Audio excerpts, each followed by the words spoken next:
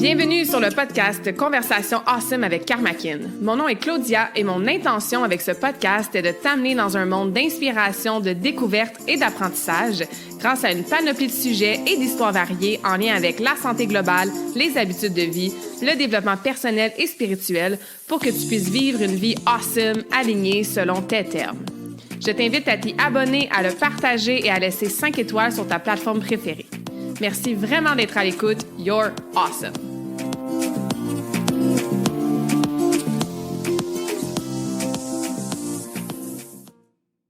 Bonjour tout le monde, bienvenue dans la nouvelle conversation awesome de la semaine. J'espère que vous allez bien, que vous êtes en pleine forme.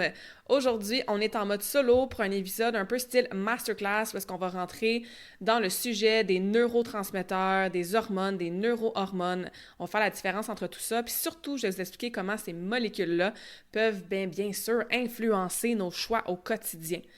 Avant de rentrer dans le vif du sujet, si c'est ta première fois sur le podcast, bienvenue. On est à plus de 280 épisodes. J'ai pas manqué une seule semaine depuis le lancement du podcast le 11 février 2021.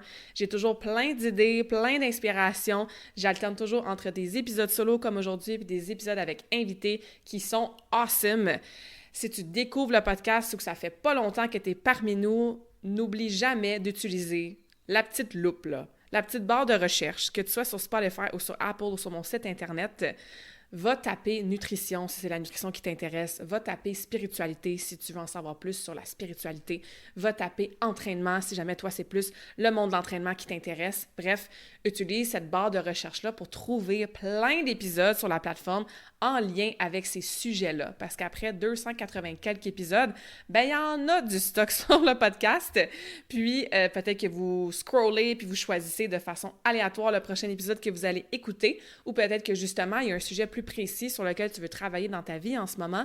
Fait que ça, c'est un petit outil qu'on ne connaît pas toujours et que je vous mentionne aujourd'hui.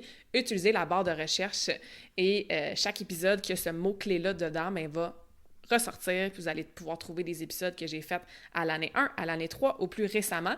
Et le contenu qui a été fait à l'épisode 2 ou à l'épisode 282, il est toujours très, très, très pertinent. Puis comme j'ai dit, j'ai aussi une panoplie d'invités absolument inspirants, avec des expertises, des passions, de l'expérience qui sont vraiment impressionnants. Donc, bref, si tu es plutôt récente sur le podcast ou si c'est même ton premier épisode aujourd'hui, amuse-toi à aller découvrir tout ça.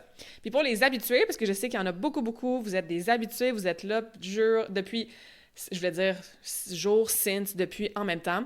Since day one, bref, j'apprécie votre retour à chaque semaine pour venir écouter, apprendre sur votre santé, puis être inspiré à faire des petits choix au quotidien qui vont après de la constance, du temps, de la répétition, de la progression, pas de la perfection, pas de pression, pas de jugement, va faire en sorte que vous allez vivre une vie awesome, en pleine santé et selon vos termes. Fait qu'aujourd'hui, en mode épisode solo, en mode un peu plus masterclass, on va rentrer vraiment dans un sujet précis qui va continuer de vous aider à comprendre pourquoi il y a des journées là qu'on a envie d'aller bouger, on veut cuisiner santé, on veut bien dormir, puis il y a d'autres journées, on veut juste manger des chips, du popcorn dans mon cas, s'écraser sur le divan puis écouter Netflix, tu sais.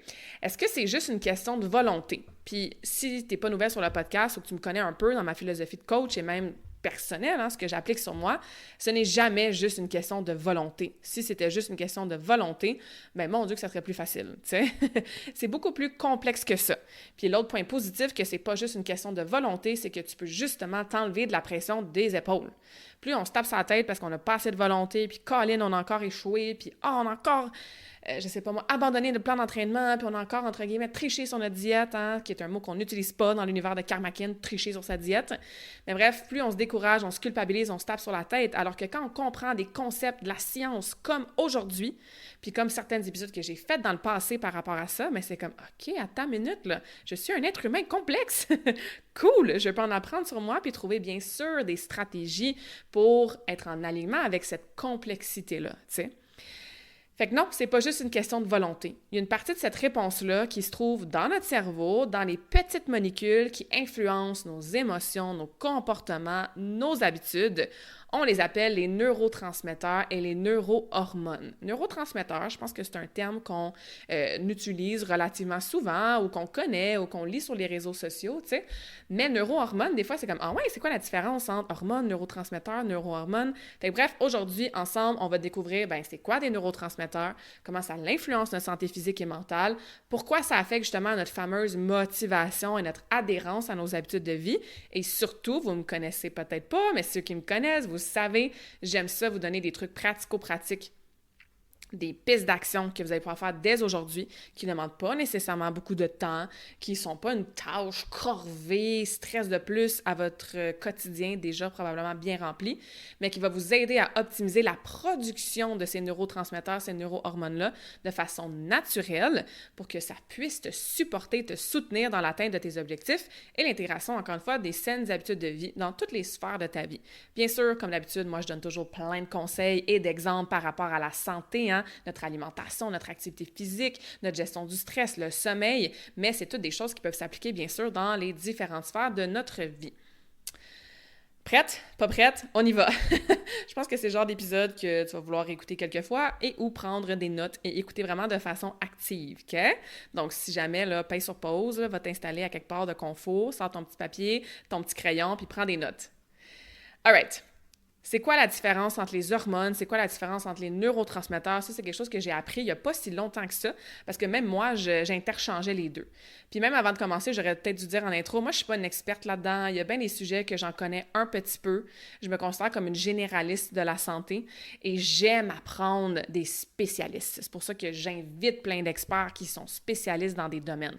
Donc, je ne suis certainement pas une experte de la dopamine, une fille qui connaît tout sur les endorphines, une médecin qui travaille énormément avec justement les neurotransmetteurs, les hormones, les neurohormones, etc.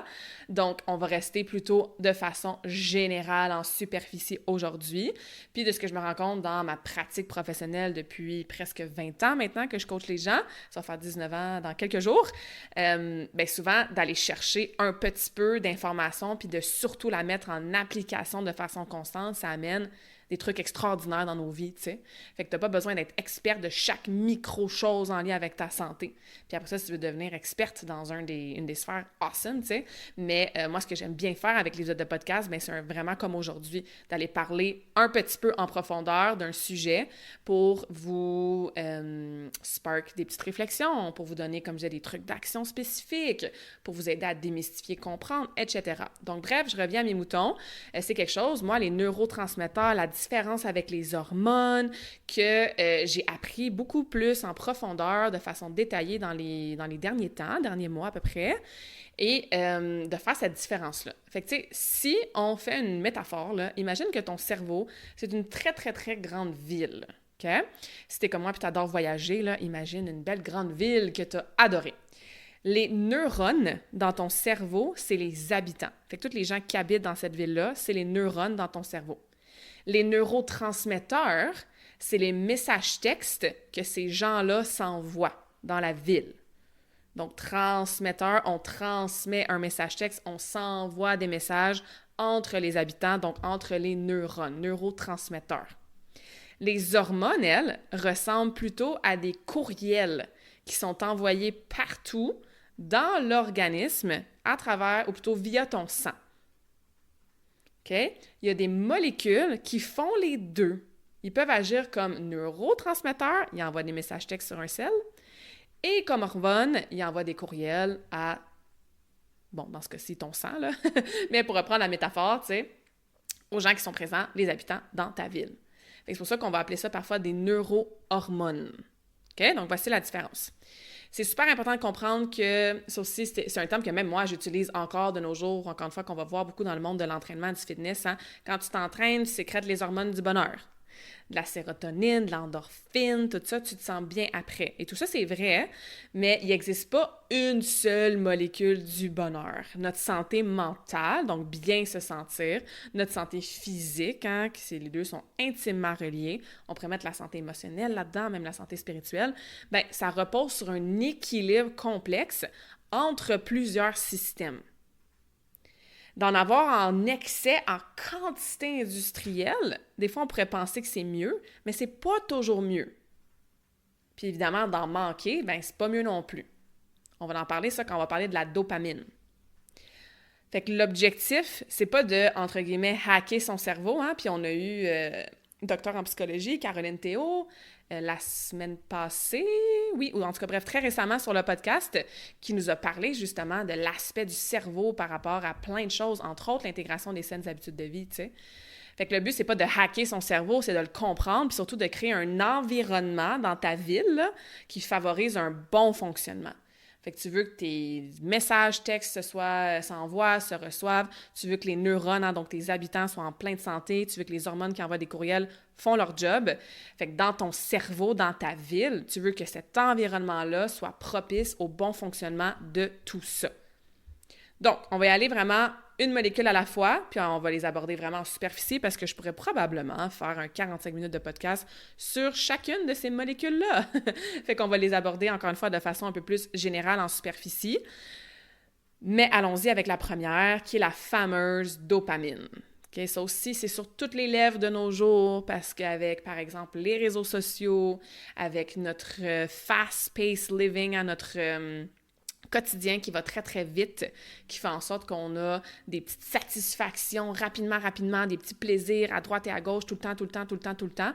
On est constamment en train de sécréter, je vais mettre des grosses guillemets, là, de la fausse dopamine, parce que de la dopamine, c'est de la dopamine, tu sais, mais on le sait, hein, de plus en plus que ben, on peut être facilement dépressif si on passe notre temps à avoir des petits hits de dopamine parce que, on voit quelque chose sur les réseaux sociaux, on a un petit like, un petit commentaire, on a quelque chose qui arrive avec la gratification instantanée, tu sais. Fait que bref, la dopamine est sur toutes les lèvres. Il y a des livres super intéressants là-dessus, il y a des experts qui l'expliquent en détail beaucoup mieux que moi. Mais bref, la première, la dopamine, on pourrait l'appeler dans le fond la molécule de la motivation et de la récompense. La molécule du plaisir. C'est surtout la molécule qui est reliée à cette fameuse motivation-là. Ça aussi, j'en ai parlé encore et encore sur le podcast. Moi, je trippe pas parler ou plutôt me fier à la motivation. C'est quelque chose que j'enseigne à mes clientes. La motivation, ça vient, ça part. On peut pas se fier sur elle 24/7. Ça nous prend des autres stratégies, de la discipline, une intégration justement d'habitudes de vie avec des bonnes intentions, des objectifs. Bref, si tu t'attends juste d'être motivé pour faire ce que tu avais à faire, ben tu feras pas ce que tu avais à faire ou du moins tu le feras pas de façon constante. Puis ça, c'est un méga facteur sur l'aspect durable des habitudes de vie. Fait que la molécule de dopamine, elle répond davantage à la promesse d'une récompense qu'à la récompense elle-même. C'est genre, si je fais ça, je vais me sentir mieux après. Ça, c'est très flagrant avec la bouffe. Si je mange du chocolat, je sais que je vais me sentir mieux après. Et comme c'est des neurotransmetteurs, hein, que c'est des petites molécules dans le cerveau, qu'il y en a, que ça fait partie de plusieurs systèmes aussi qui travaillent ensemble, mais toutes ces affaires-là, ça se fait très souvent de façon automatique. OK? Fait que la dopamine, son rôle principal, ça nous cherche à apprendre, explorer, atteindre nos objectifs, hein, avoir cette motivation-là, chercher de la nourriture, répéter certains comportements, surtout si, encore une fois, la récompense promet, la promesse de cette récompense-là, ben c'est comme, OK, je vais répéter ces comportements-là parce que je sais que ça va me faire du bien après, tu sais. Si on n'a pas de dopamine, que notre dopamine est déréglée, on peut avoir, of course, une baisse de motivation, peu d'énergie mentale, on est fatigué mentalement, ça aussi je le vois souvent, et on a de la difficulté à passer à l'action. Puis c'est là que des fois, consciemment, t'es comme, mais je sais là, que de me lever de mon couch, je vais aller prendre une marche, d'aller m'entraîner, ça me ferait du bien, mais j'arrive pas à le faire, j'ai pas d'énergie, je suis fatiguée. T'es fatigué mentalement, t'es pas fatigué physiquement. Ton corps, lui, il en a de l'énergie pour bouger. Puis t'as cette baisse de motivation-là, tu sais. Le piège moderne d'aujourd'hui, c'est que notre cerveau est en train d'évoluer dans un environnement qui est rare en récompense. Versus, par exemple, jadis, où est-ce que tu allais chasser, hein? Puis tu travaillais vraiment fort sans savoir quand est-ce que tu allais pouvoir avoir à manger, tu sais. Est-ce que ça va venir ou ça viendra pas? Puis c'était très rare. Fait qu'une fois que c'était accompli, hein, l'accomplissement d'objectifs est beaucoup relié à la dopamine, mais c'est comme, on a une sécrétion de dopamine, puis c'est une dopamine, entre guillemets, saine. Alors qu'aujourd'hui, je l'ai déjà dit, hein, avec les réseaux sociaux, les aliments ultra transformés, les jeux vidéo, quoi d'autre, le online shopping, les ding-ding notifications, checker nos messages, tout ça, bien, c'est constamment une stimulation du système dopaminergique. Donc, le système, encore une fois, qui va sécréter de la dopamine. Fait que qu'est-ce que ça fait en sorte que... Qu'est-ce que ça fait? Ça fait en sorte que on a une recherche constante de cette gratification-là immédiate, comme j'ai déjà dit. On a de la difficulté à maintenir nos habitudes sur le long terme. On a une baisse de motivation accrue, amplifiée pour les activités qui sont moins stimulantes. On n'est pas une société qui aime ça s'emmerder. En fait, on ne s'emmerde plus. Puis d'être bored, là, de s'ennuyer, de s'emmerder, ça a tellement d'effets positifs et bénéfiques sur le cerveau, sur, entre autres, hein, cette sécrétion de dopamine qui est plus saine, sur notre créativité, sur l'imagination. Ça, je pense qu'on peut tous lever la main, qu'on commence à s'observer dans ces comportements-là. Tu sais, toujours pogner notre téléphone puis checker s'il s'est passé quelque chose qui pourrait nous donner un petit hit de dopamine. Avec l'activité physique, maintenant, c'est quoi le lien? C'est que l'exercice augmente la dopamine. Mais surtout, la dopamine augmente avant l'exercice quand on anticipe la récompense. C'est pour ça que c'est super important de te créer une routine d'entraînement, de mouvement, d'activité physique que tu aimes. Ça veut pas dire que tu vas aimer tous les exercices que tu vas faire, là, tu sais, mais dans un environnement que tu aimes, avec des gens que tu aimes, avec la musique que tu aimes, dans une plage horaire que tu aimes dans ta journée. Si tu détestes absolument tout ton activité physique, ben avant l'exercice, tu n'auras pas de sécrétion de dopamine qui va dire « Ah, il y a une récompense qui s'en vient, ça va me faire du bien de faire ça, je le sais que je vais me sentir mieux après. » Donc, trouvez-vous des façons de relier le plaisir à l'activité physique. Fait que comment tu peux optimiser naturellement ta dopamine par rapport à l'activité physique? Ben de bouger régulièrement. Parce qu'encore une fois, la dopamine augmente la dopamine. Non, l'exercice augmente la dopamine avant, hein? Puis bien sûr, quand on a cette récompense-là, une fois qu'on se sent accompli, satisfait d'avoir fait notre workout. Fait que bouge régulièrement, varie ta façon de bouger, là. Fais du cardio, de la muscu, de la marche, du mouvement, etc. Point numéro 2, comment optimiser naturellement ta dopamine. Maintenant, avec la nutrition, okay, tu veux consommer suffisamment de protéines. J'ai plein de conversations awesome, solo et ou avec experts qu'on parle de l'importance des protéines dans l'alimentation. Bien, voici une autre raison pourquoi c'est important d'avoir assez de protéines. Va chercher tes protéines dans des œufs, du poisson, de la viande, volaille, légumineuses, tofu, etc., tu sais, parce que la dopamine est fabriquée, entre autres, à partir de la tyrosine. Si je ne me trompe pas, c'est une acide aminé, mais je me souviens plus si elle est essentielle ou non essentielle. C'est pas grave, sachez que tyrosine, acide aminé, c'est tous des genres de petits ouvriers qui ensemble forment des protéines. Fait que ça prend ça, bref, pour aller fabriquer de la dopamine. Ensuite, point numéro 3 pour vous aider à optimiser naturellement votre dopamine, c'est de diviser, fractionner vos objectifs. Ton cerveau, là, il adore les petites victoires. Fait que si tu vas être juste satisfaite quand tu vas avoir couru ton 10 km puis tu n'as pas couru plus que 2 minutes de suite en ce moment, ça va être très long. Tu vas te décourager puis tu n'auras pas cette sécrétion-là de récompense, ou plutôt de dopamine due à la récompense. Fait qu'à la place, là, encore une fois, ton cerveau, il aime les petites victoires. Fait que célèbre, divise tes objectifs. Célèbre à chaque kilomètre, à chaque demi-kilomètre même, à chaque fois que tu as été courir. Donne-toi un objectif de « OK, d'ici 1 mois, je vais être capable de courir tant de temps sans arrêter. OK, d'ici 2 mois, je vais être capable de courir, mettons, 2 km sans arrêter. » Attends pas d'avoir atteint ton 10 km. Fractionne tes objectifs. Et le point numéro 4, qui est le plus difficile selon moi et selon ce qu'on vit dans la société d'aujourd'hui, c'est de réduire les surstimulations. Fait qu'encore une fois, toutes les notifications, d'être toujours sur les réseaux sociaux. Moi, j'ai de la misère avec toujours checker si j'ai des messages, tu sais. Parce que, bon, ça fait partie d'une grande tâche de ma business, là, répondre à des messages, à des questions, des messages de clients potentiels, les commentaires sur les réseaux sociaux, tu sais, mes amis, tu sais. Je suis beaucoup en train de répondre à des messages. Puis je trouve ça très difficile de mettre des limites, des boundaries, tu sais. Puis j'ai des stratégies, j'ai aucune notification, ça fait tellement longtemps sur mon cellulaire, il n'y a personne qui m'appelle ou qui me texte. C'est vraiment plus sur des plateformes genre Messenger ou la plateforme que j'utilise avec mes clientes, tu sais. Fait que malgré toute cette stratégie, ces stratégies-là, puis malgré tout ce que je connais là, de façon cognitive par rapport à ça, ben c'est difficile parce que ça devient une addiction, tu sais, puis surtout une habitude très, très ancrée. Fait qu'essayer de réduire ces surstimulations-là, la consommation excessive de contenu rapide, là, tu sais, scroller sur TikTok, là, puis voir genre 400 vidéos, 2-3 secondes chaque, en très peu de temps, là, ça, c'est vraiment mauvais pour vos circuits de dopamine. Tout ce qui est le multitâche, multitasking aussi, faites attention, allez-y vraiment une tâche à la fois, ralentir, se vider le cerveau, tu sais. Fait que ouais, quatrième façon là, d'optimiser sa dopamine naturellement. Ensuite, on va parler de la sérotonine. Donc, autant que la dopamine, on parlait plaisir, motivation, récompense, etc.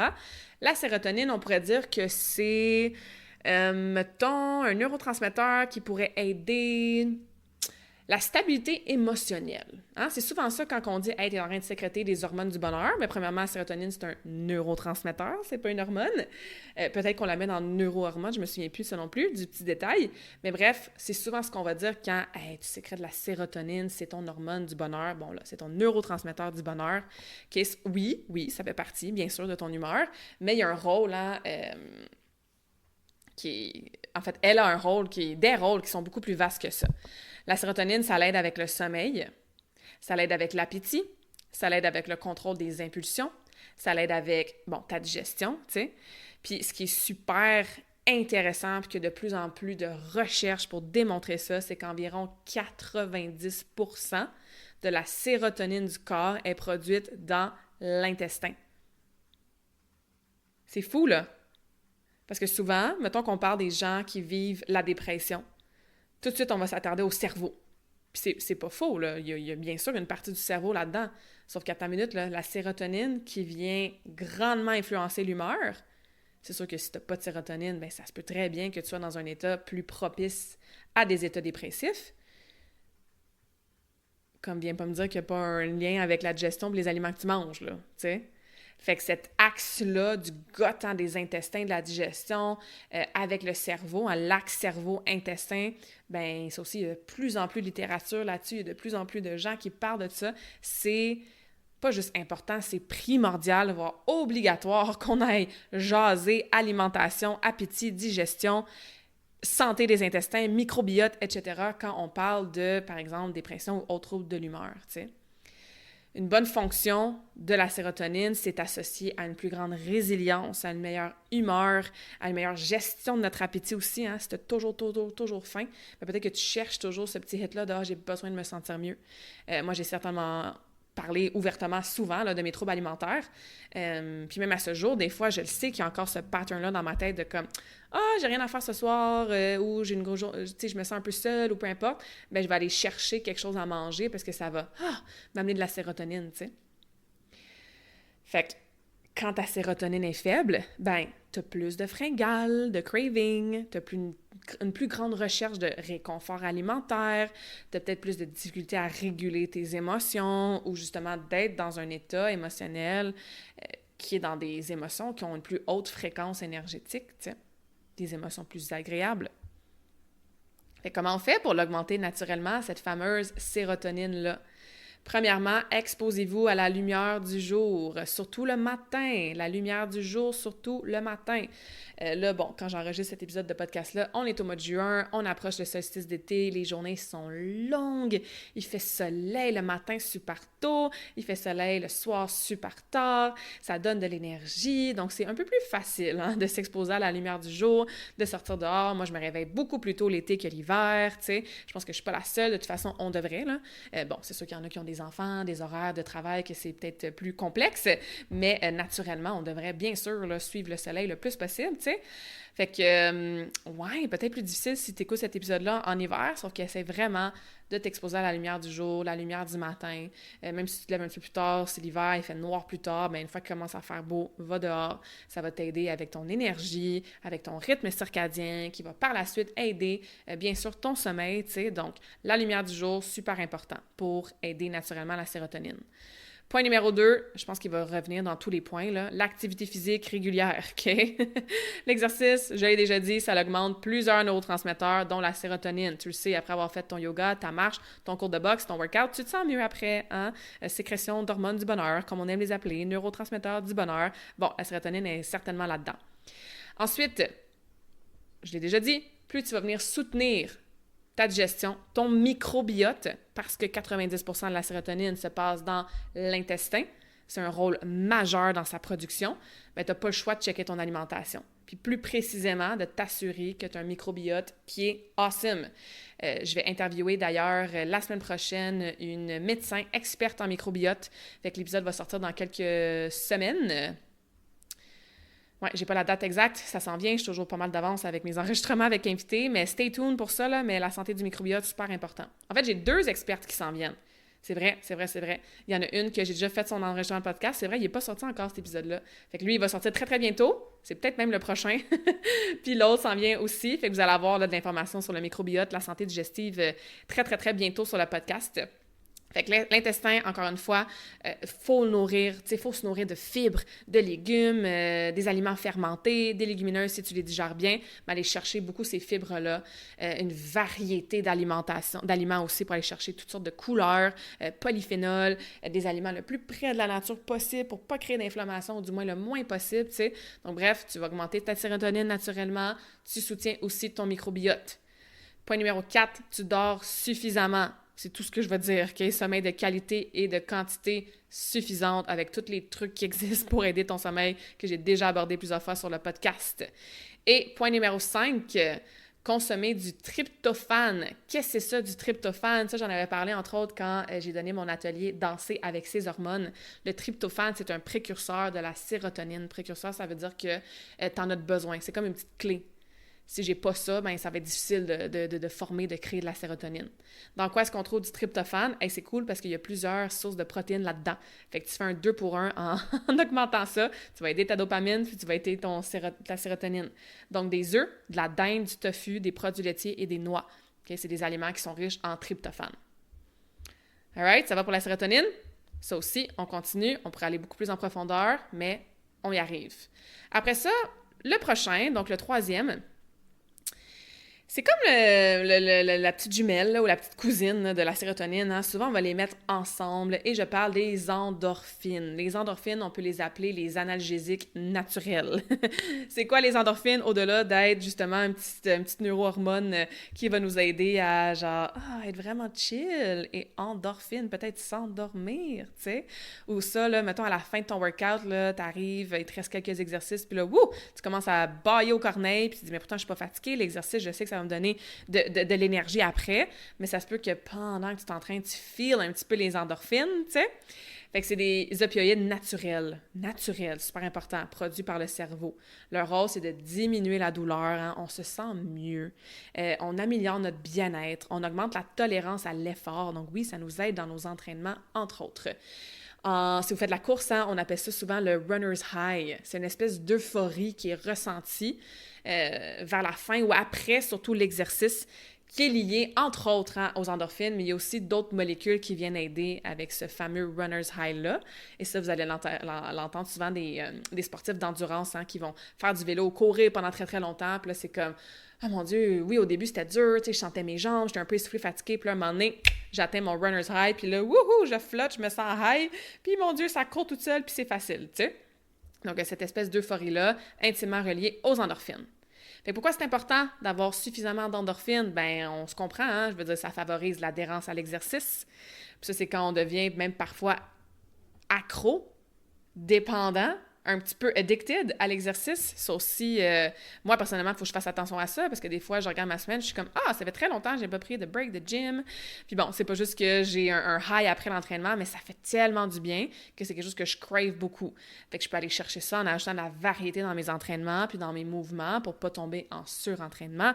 Les coureurs, pour reprendre cet exemple-là, c'est beaucoup ça aussi, tu sais. C'est comme, si je vais pas courir après 2 jours, là, je me sens plus moi-même, je suis plus irritable, j'ai moins de patience, je suis plus stressée, je suis plus anxieux.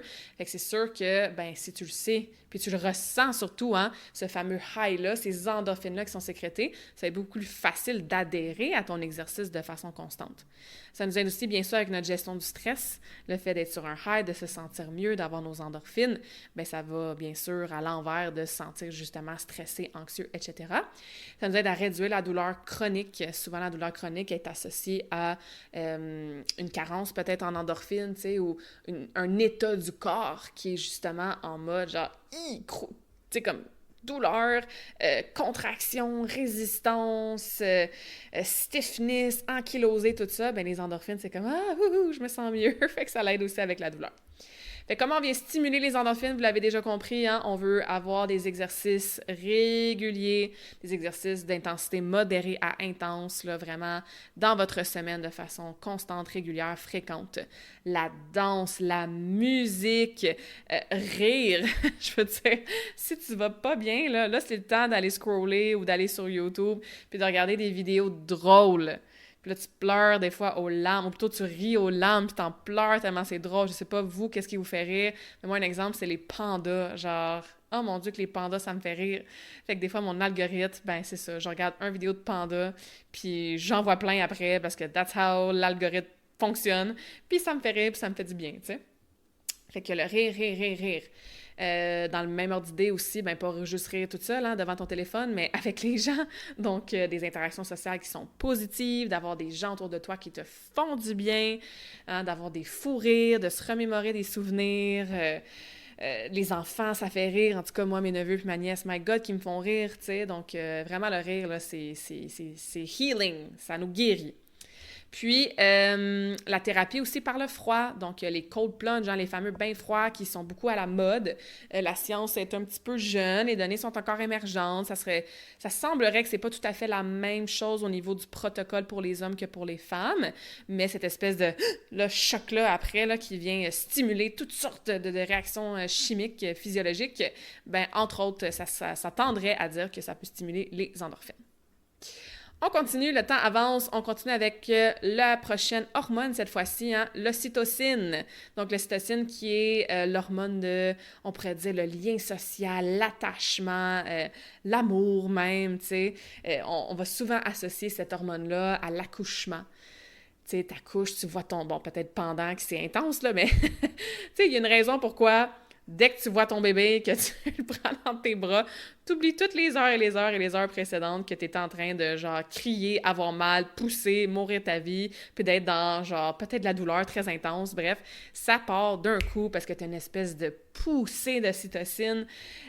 On l'entend aussi des infirmières, des médecins, des doulas, des sages-femmes, que, tu sais, même eux, en accompagnant des gens qui donne naissance, tu sais, c'est comme, oh my God, même moi, genre, je sens l'ocytocine, tu sais, faire l'amour après ça, tu sais, c'est comme tous ces moments-là d'affection, d'intimité, de lien social avec les autres, ben on est beaucoup dans cette hormone-là, tu sais, donc elle est impliquée dans, ben oui, l'attachement, la parentalité, les relations humaines, la confiance aussi, tu sais.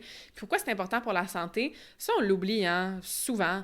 Puis surtout dans notre société nord-américaine qui est très, très, genre, me, myself and I, individualisé, indépendant, j'ai pas besoin de personne, tu sais. Ben, l'être humain, là, c'est une espèce sociale.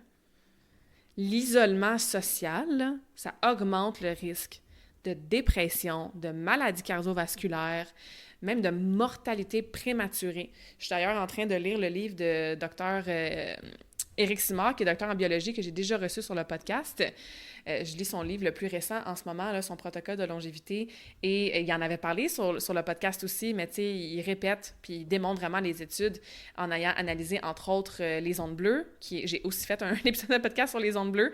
Ça, c'est les gens, les régions dans le monde où est-ce qu'il y a beaucoup, beaucoup, beaucoup de centenaires, tu sais, des gens qui vivent jusqu'à 100 ans en bonne santé, et ça reste que cet aspect-là, hein,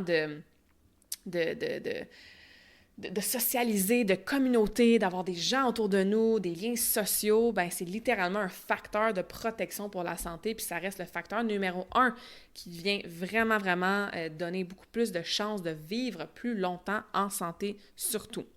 Fait comment on fait pour stimuler naturellement l'ocytocine ou juste la stimuler peut-être de façon plus fréquente parce que peut-être que pour vous, accoucher à chaque mois, c'est pas possible. C'est une blague, là, on se comprend. Mais bref, quelque chose d'un petit peu plus accessible, hein, que par exemple la grossesse, l'accouchement, ben passer du temps avec des proches, c'est sûr, tu sais, avoir un contact physique, bien sûr consenti, là, flatter nos animaux, faire des câlins, se coller avec nos conjoints, tu sais. Fait que ce contact-là physique, ça fait du bien. Faire des actes de gentillesse, recevoir des actes de gentillesse aussi, hein, ça aussi, on est... En tout cas, moi, j'ai certainement passé par là, de genre, on ne demande pas d'aide à personne, puis je suis forte indépendante, j'ai pas besoin de personne, mais comme, non, d'avoir des gens qui sont gentils avec nous, puis de recevoir cette gentillesse-là, mais ça fait du bien, tu sais. De faire ton exercice en mode social, ça, c'est pas pour tout le monde. Moi, je préfère de loin m'entraîner seule que de faire des cours de groupe, mais je le vois vraiment, là, tu sais, puis même si tu t'entraînes seule, tu sais, d'être entouré d'autres gens. J'ai changé de gym il y a 2 mois de ça, puis my God, que j'adore ça pour plein de raisons. Puis une des raisons, c'est qu'il y a beaucoup plus de gens en forme dans ce gym-là. Il y a plus d'athlètes, il y a plus même de personnes âgées que je le vois, qui sont en santé, qui prennent soin d'eux. Puis j'ai pas besoin de ça pour me motiver. Je veux dire, je peux aller dans n'importe quel gym, je peux être tout seul, puis qu'il n'y ait pas un chat, puis je vais m'entraîner quand même. Mais ça se ressent quand même, puis je trouve ça beau à voir, puis inspirant, tu sais, puis autant pour mon aspect personnel que professionnel, tu sais. Fait que bref, l'exercice de façon sociale, que ce soit, oui, joindre des cours de groupe, ou joindre un club de marche, ou juste savoir que tu t'en vas faire un cours de yoga avec plein de gens autour de toi qui font du yoga en même temps que toi, même si tu leur parles pas, même si tu rentres dans le studio, tu fais ton yoga, puis tu t'en vas sans parler, mais il y a cet aspect-là qui vient stimuler l'ocytocine, tu sais. Puis de faire des activités de groupe au-delà de l'exercice, là, mais de voir des amis, puis si t'es plus introverti, moins en mode genre sociable tout le temps, mais ça peut être 1 ou 2 personnes à la fois, là, mais d'entretenir ces relations-là, tu sais. Donc, c'est des facteurs qui viennent, encore une fois, sécréter l'ocytocine, puis, tu sais, quand t'as cette hormone-là, là, qui circule à travers toi, ben c'est facile à comprendre que tu te sens vraiment mieux, hein? T'es dans une espèce de wow, la land, confiance, attachement, tout ça. Fait que c'est plus facile de faire des bons choix pour sa santé quand on est dans cet état-là que quand on est dans des états plus difficiles, ou plus inconfortables. Je continue les 3, je pense qu'il m'en reste 3. Oui, j'ai pris des notes en passant pour cette conversation en somme-là, parce que sinon, on aurait été ici jusqu'à demain matin. Puis quand c'est des conversations comme ça, plus en mode que j'aime appeler masterclass, ben oui, je prends des notes parce que sinon, c'est ça, je pourrais partir dans tous les sens. Alors que j'ai d'autres épisodes de podcast que je prends aucune note, puis je suis en mode plus canalisation, go with the flow. Bref, celle-là, j'ai pris des notes. Fait qu'il m'en reste 3 à vous parler que je vais passer encore plus rapidement, parce que c'est ça, on en a déjà parlé, entre autres, sur d'autres épisodes de podcast. Fait que la prochaine, hein, section adrénaline, noradrénaline, ça, on est vraiment dans les molécules d'action. Fait que là, on est vraiment en mode j'agis, action. Fait que dans le corps, là, quand ces molécules-là sont là, ben ça augmente le rythme cardiaque. On est plus en mode vigilance. On mobilise de l'énergie. On est en mode concentration. C'est comme c'est relié beaucoup au cortisol qu'on va voir après, OK? Mais c'est comme, OK, il y a un stress, il y a quelque chose, il faut réagir à quelque chose, tu sais. Le stress aigu, là, des poussées d'adrénaline aiguës, aigu, ça veut dire que ça ne dure pas longtemps, ça peut être utile, même que c'est recommandé. Mettons que tu es avant une compétition sportive ou que tu es avant un examen ou que, je sais pas moi, tu as une présentation à faire au travail, ben t'en veux du stress dans ton corps. Tu veux qu'il y ait de l'adrénaline qui soit sécrétée, ça va t'aider à être dans l'action, à mobiliser ton énergie, comme je disais, à être focus.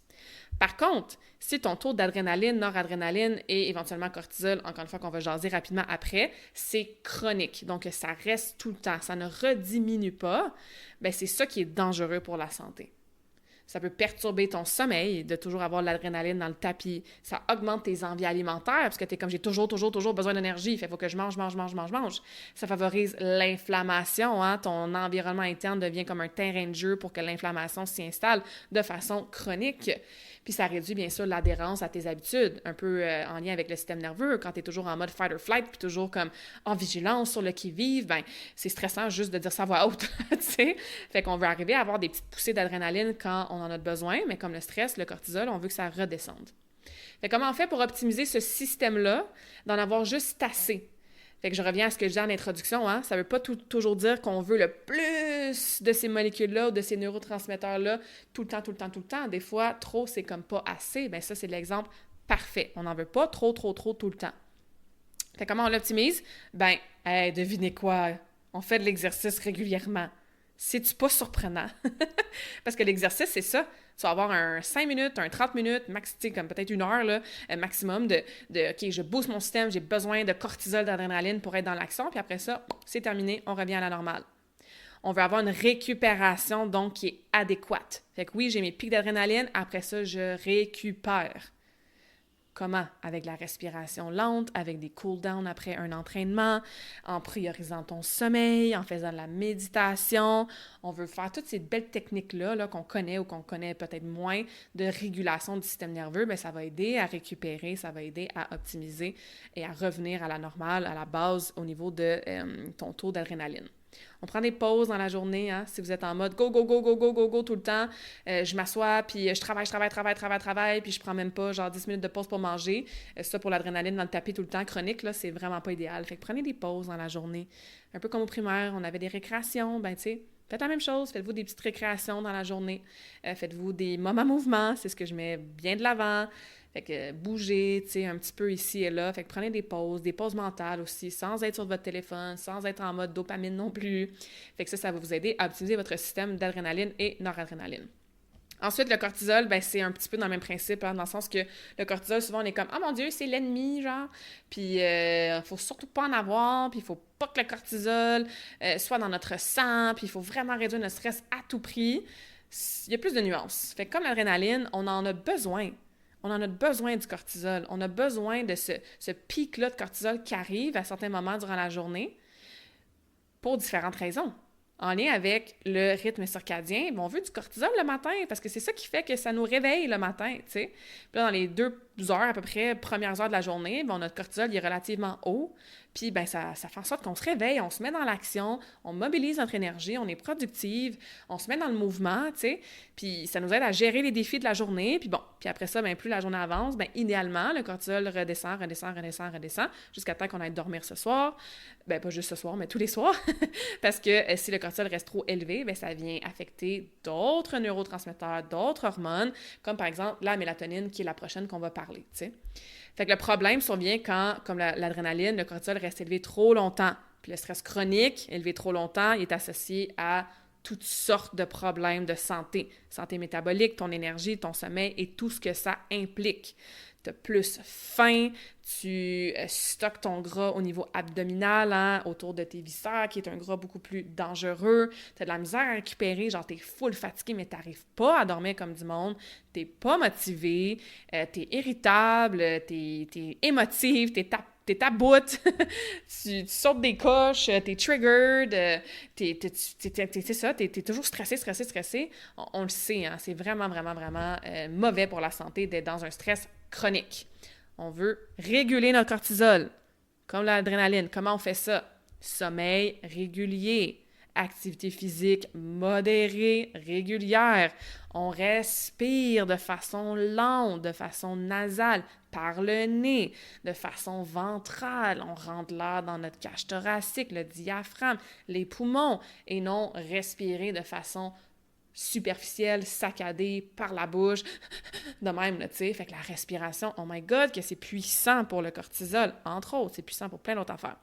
Passer du temps en nature, hein, être dans les vibrations de mère nature, ça fait tellement du bien pour la gestion du stress. On fait attention aux écrans en soirée pour aller se coucher avec le cerveau surstimulé ou peut-être les émotions dans le tapis parce qu'on a scrollé des trucs en lien avec la guerre ou on était justement full en mode genre information, puis en plus lumière bleue, fait que là, on n'est pas prêt à dormir, puis ça affecte notre sommeil, tu sais. On va chercher du soutien social, on est full stressé, mais est-ce que tu peux déléguer, en parler, te faire aider, ou juste avoir quelqu'un qui est là, puis qui tient l'espace pour toi, tu sais. Fait que bref, cortisol, super important d'en avoir quand c'est important, important, mais on veut qu'il redescende, hein? On veut que cette courbe-là redescende. Alright, et la dernière qu'on va jaser aujourd'hui, on parle de la mélatonine. Si j'ai un mot à vous dire par rapport à la mélatonine, ça serait quoi? Et là, je vous entends à travers mon micro. Sommeil! Et oui, la mélatonine, c'est la gardienne du sommeil, entre autres, hein, parce que on est rapide à associer un mot à une chose, puis c'est correct, hein? On n'est pas besoin d'être expert dans tout, puis ça va, tu sais. Je le vois aussi avec les chakras, tu sais, on va dire, mettons, je sais pas moi, le chakra de la gorge, mais c'est la communication.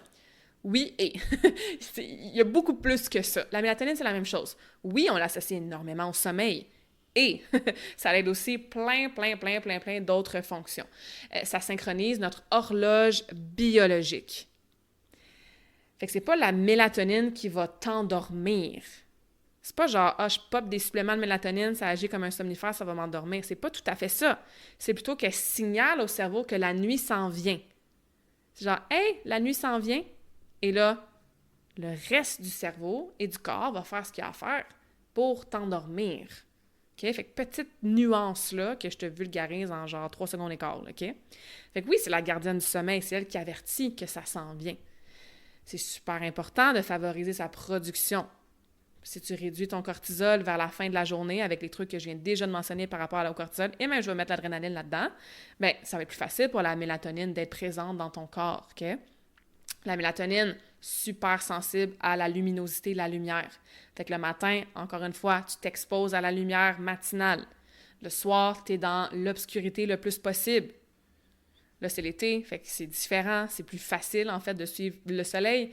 L'hiver, quand le soleil se couche à 4 heures, puis que toi, tu es avec tes lumières bleues sur tes écrans, tes lumières jaunes dans la maison partout, puis qui fait clair, jusqu'à temps que tu fermes tout pour aller dormir, ben ça va être difficile pour la mélatonine d'être sécrétée, tu sais. Dans votre chambre à coucher, même tous les petits trucs lumineux, là, que ce soit sur un cadran, que ce soit si, par exemple, vous avez le malheur d'avoir une télé dans votre chambre à coucher, puis qu'il y a un petit bouton bleu qui flash durant la nuit ou un petit bouton rouge du power on-off, tu sais, juste ça, ça peut être suffisant pour venir affecter la sécrétion de la mélatonine. Fait que le soir, on tamise les lumières, vous avez des dimmers super. Tu sais, moi, dans mon salon, bureau, puis dans ma chambre, c'est des lumières plus rouges que j'ai sur ces lampes-là. Quoi d'autre? Ben, des chandelles, hein? Ça peut vraiment venir aider à favoriser la production de mélatonine, surtout en fin de journée, parce qu'on en a vraiment besoin pour préparer le sommeil. Puis de suivre des horaires réguliers, oui, du sommeil, mais aussi du reste. Tu sais, idéalement, même nos repas, on voudrait les manger à peu près à la même heure, tu sais. Plus le corps est dans une homéostasie, un équilibre, puis qu'il sait relativement à quoi s'attendre, sans tomber en mode perfection de genre, faut que je déjeune à 7h52 chaque matin, là, on se comprend.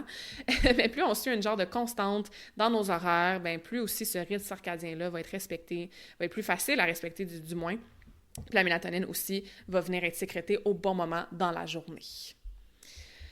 Alright? Donc, ça fait le tour de ce que je voulais vous dire. Tu sais, je pense que le message clé d'aujourd'hui, là, c'est vraiment de comprendre que si tu as de la misère là, à t'entraîner, à manger sainement, à gérer ton stress, à dormir, etc., tu sais, c'est pas juste une question de discipline.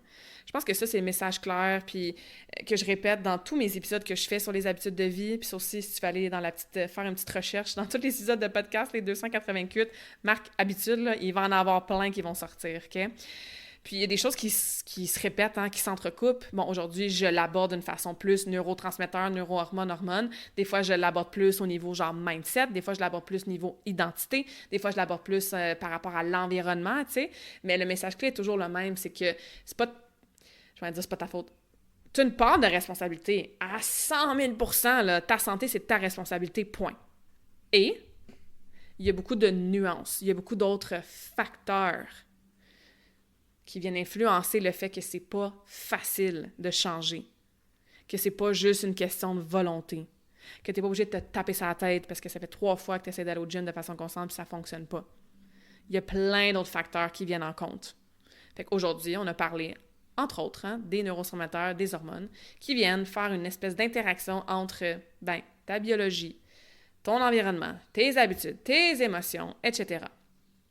La bonne nouvelle, c'est qu'il y a des habitudes saines, là, bien, ça nourrit les neurotransmetteurs. Et les neurotransmetteurs, bien, ça va rendre les habitudes plus faciles. Fait qu'au lieu d'être dans un cercle vicieux, on est dans un cercle awesome.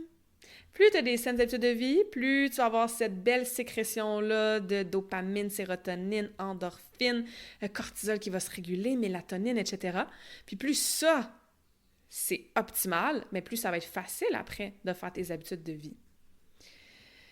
Et comme vous m'avez entendu, j'ai répété bien des affaires de base aujourd'hui, de la fondation, puis ça, que j'interviewe un docteur en biologie, une médecin, une kinésiologue, une psychologue, une naturopathe, ben on dit toutes les mêmes affaires, on dit toutes les mêmes bases, les mêmes fondations. C'est là l'aspect simple de la santé.